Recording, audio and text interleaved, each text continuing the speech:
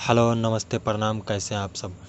जी खेसारी लाल यादव जी का जो तस्वीर वायरल हो रहा है सोशल मीडिया पे बहुत ज़्यादा, वो तस्वीर जी हाँ एक फ़िल्म का है, तेलुगु भोजपुरी फ़िल्म का। जी हाँ, जो काफ़ी ज़्यादा बवाल तस्वीर है।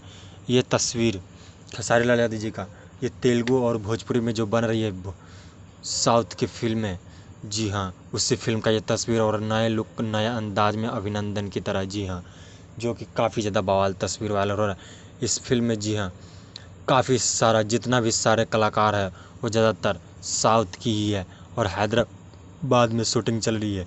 भोजपुरी का सिर्फ 2 से 3 कलाकार आप लोगों को इसमें देखने को मिला, खेसारी लाल यादव और महेश आचार्य जी। जी हाँ, जो काफ़ी ज़्यादा बवाल तस्वीर और बवाल फिल्म की शूटिंग हो रहा है हैदराबाद में। जी हाँ, उसी फिल्म का ये तस्वीर वायरल हो रहा है। तो आप लोगों को कैसा लगा कमेंट में ज़रूर बताएं, और वीडियो अच्छा लगा तो लाइक कमेंट सब्सक्राइब ज़रूर कीजिएगा। Thank you.